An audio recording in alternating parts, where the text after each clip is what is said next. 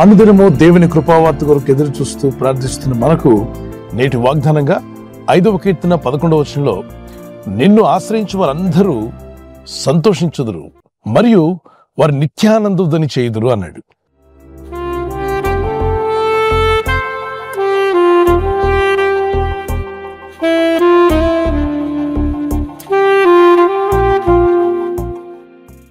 ప్రపంచంలో మానవ మేధస్సుకు అందనటువంటి గొప్ప జ్ఞానం ఏంటంటే వేలుముద్ర ఎవరితోనూ కలవకపోవడం, కనుగుడ్లోని ఐరిస్ ఎవరితోనూ కలవకపోవడం. ప్రతి మనిషిని ఒక ప్రత్యేకంగా కలుగు చేసిన సృష్టికర్త అనే దేవుడు. ఎంత జ్ఞానం ఉండాలి! మానవ మేధస్సుకు అందనంత జ్ఞానం దేవుంది. ఈ సృష్టిలో ఉన్నటువంటి సమస్తమును అనగా సూర్య చంద్ర నక్షత్రములను, భూమిని ఆకాశమును, ఆకాశమందు ఎగురు పక్షులను, భూమి మీద ఉన్న సకల జీవరాశులను సమస్తాన్ని చేసిన సృష్టికి కర్త అయిన దేవుణ్ణి ఆశ్రయించినప్పుడు మనం సంతోషించాలంట. ఒకవేళ ఇంత దుఃఖము, విచారము, వేదంతో ఉన్న మీరు ఊహించినటువంటి ఒక వ్యక్తి వచ్చి మీకు ఏదైనా అధిక మొత్తంలో ధన సహాయం కానీ, అధిక మొత్తంలో మీరు కోరినటువంటి వస్తువులు కానీ మీకు ఇస్తే విచారంతో మీరు కిలుక్కుని నవ్వుతారు. ఆనందం వచ్చేస్తుంది, సంతోషం వస్తుంది. నేనేమి ఆశించకుండా వారు నాకు ఇచ్చారు కదా అని. మరి దేవుడైన ప్రభు మీకేమిచ్చాడు? మనిషి పీలుస్తున్న శ్వాస ఆక్సిజన్ ఉచితంగా దేవుడు దయచేస్తున్నాడు. అందును బట్టి సంతోషించండి.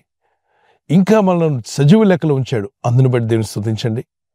ఆయనను తెలుసుకునే కృపను మనకిచ్చాడు, అందును బట్టి దేవుని స్తుతించండి. విచారాలు ఉండొచ్చు, సమస్యలు ఉండొచ్చు, ఇబ్బందులు ఉండొచ్చు, ఎన్నున్నా అన్నిటినీ మించిన దేవుడు నువ్వు కలిగి ఉన్నావు. నీలో ఉన్నవాడు ఈ లోకంలో ఉన్నవాని కన్నా గొప్పవాడని 1 యోహాను పత్రిక 4:4 వచనంలో రాయబడింది. ఫిలిప్పీ 4:4లో ఆనందించుడి, మరలా చెప్పుదును ప్రభునందు ఆనందించండి. అంటే ఇక్కడ మీరు గ్రహించాల్సింది ఫిలిప్పీ 4:4లో ఆనందించండి, కానీ ఆ ఆనందం వ్యర్థమైన వాటిలో కాదు, లోకంలో కాదు, పాపంలో కాదు, అపవిత్రతలో కాదు, కానీ ప్రభునందు ఆనందం నిజమైంది. అది ఆరోగ్యకరమైనది, ఆత్మీయమైనది, మనసుకు శాంతిని, సమాధానం అనుగ్రహిస్తుంది. ఈ లోకంలో చాలా మంది ఆనందిస్తూ ఉంటారు. కొందరు క్లబ్బుల్లో, మరికొందరు పబ్బుల్లో, మరికొందరు పేకాట్లో కావచ్చు, మందు దాగడంలో కావచ్చు. వ్యర్థమైనవి ఎన్నో ఉన్నాయి ఈ ప్రపంచంలో. వాటిలో ఆనందించడానికి ప్రయత్నం చేస్తారు. ఆ ఆనందం అంతా ఆవిరైపోతుంది. అందచందాలు నీ దగ్గర ఉన్నప్పుడు, ధన సంపదలు నీ దగ్గర ఉన్నప్పుడు, పేరు ప్రఖ్యాతులు ఉన్నప్పుడు నీ చుట్టూ తిరుగుతారు జనం. అవన్నీ ఎప్పుడైతే నువ్వు కోల్పోతావో నీకు దూరంగా జరిగిపోతుంది ఈ లోకం.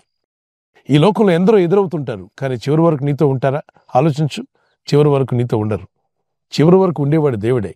దేవుని యందు విశ్వాసం ఉంచి ఆయన ఆశ్రయించిన మీ ఆనందం ఎప్పటికీ ఆగిపోదు.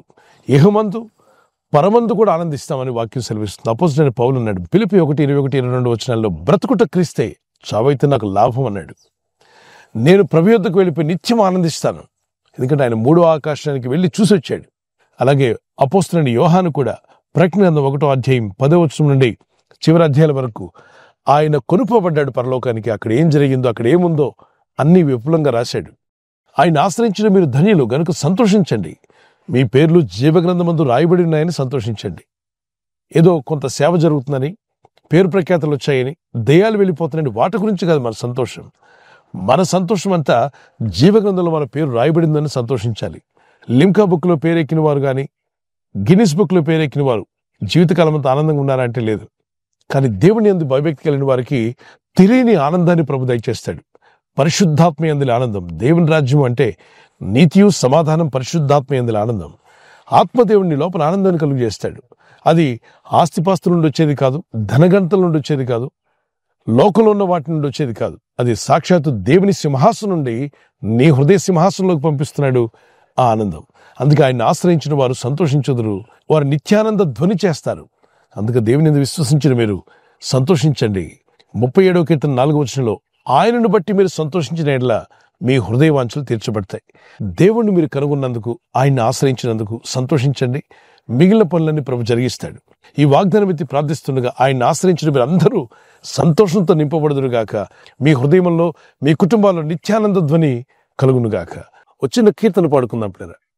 సంతోషం పొంగింది, సంతోషం పొంగింది, సంతోషం పొంగుచున్నది. హల్లెలూయా, యేసు నన్ను ప్రేమించిన నాటి నుండి నేటి వరకు సంతోషం పొంగుచున్నది. సంతోషం పొంగింది, సంతోషం పొంగింది, సంతోషం పొంగుచున్నది. హల్లెలూయా, యేసు నన్ను ప్రేమించిన నాటి నుండి నేటి వరకు సంతోషం పొంగుతున్నది. మరి ఈ వాగ్దానం ఎత్తి ప్రార్థిస్తారు కదా, ప్రార్థన చేసుకుందాం. పరిశుద్ధమైన మా ప్రియ తండ్రి, నిన్ను ఆశ్రయించు వారందరూ కూడా సంతోషించుదరని, నిత్యానంద ధ్వని చేయుదరని రాయబడింది.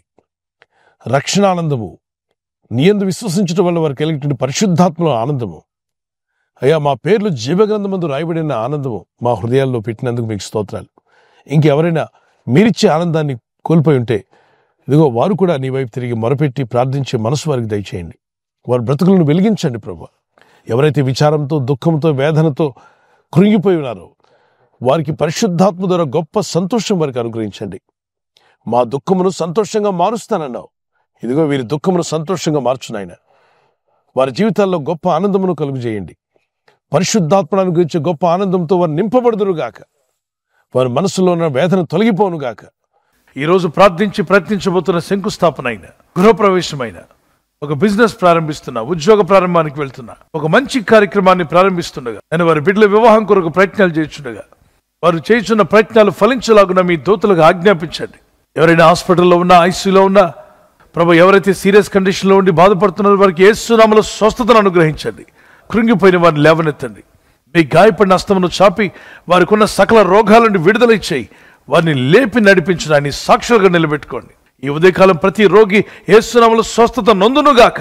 తండ్రి, ఈ దినం ఎవరైతే ప్రయాణమై వెళ్ళబోతున్నారో, అది రైలు మార్గమైనా, ఆకాశ మార్గమైనా, బస్సుల్లో, వాహనాల్లో ఎక్కడ ప్రయాణం చేస్తున్నా, రోడ్డు మార్గంలో ఏ వాహనంలో వారు ప్రయాణం చేస్తున్నా, నీ ప్రజలకు కాపాడే దూతలను పంపండి. వారి కన్నీరు తుడిచివేసి యెహోవాను బట్టి సంతోషించుము, ఆయన నీ హృదయ వాంఛలు తీర్చిన వాగ్దానం కూడా నెరవేర్చి బలపరిచి మీ రాకడకు సిద్ధపరచమని, వీరందరూ వీరి గృహాల్లో ఉన్న విచారము, దుఃఖమును కొట్టివేసి నిత్య సంతోషం వారికి అనుగ్రహించి మహిమ పొందమని, నీ వాక్యము చదువుతూ ధ్యానిస్తూ ఆనందించే కృప వారికి దయచేయండి.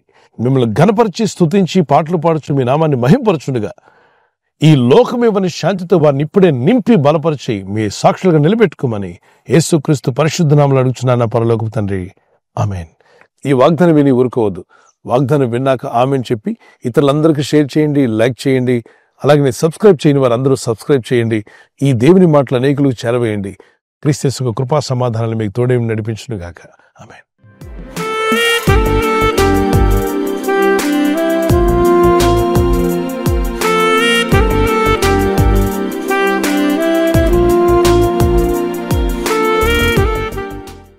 బర్త్డే జరుపుకునే వారికి happy birthday to you, many more returns of the day. God bless you. మీకు వాగ్దానము ఐజియా 58:10, చీకటిలో నీకు వెలుగు ప్రకాశించును. చీకటి జీవితాల్లో, చీకటి పరిస్థితుల్లో కూడా మంచి వెలుగును మీకు ఇచ్చి మిమ్మల్ని దీవించునుగాక. మీ జీవితం వెలుగుమయమై ఉండునుగాక. Happy birthday to you once again. అలాగే యానివర్సరీ జరుపుకునే వారికి happy anniversary, many more returns of the day. God bless you.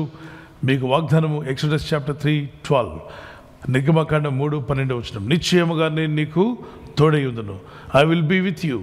ఆయన మీతో ఉండి భార్యాభర్తలైన మీ ఇద్దరి మధ్యలో ఐక్యత, ఏక మనసు, లవ్ అండ్ ఎఫెక్షన్, ప్రేమానురాగాలు అధికమై ఒకరి పట్ల ఒకరు విధేయత, ప్రార్థన కలిగి ఉంటకు భార్య భర్తకు లోబడాలి, భర్త భార్యను ప్రేమించాలి అన్న చిన్న దేవుని ఆజ్ఞలు మీరు లోబడుతుండగా గొప్ప దీవెనలు మీరు పొందుదురుగాక.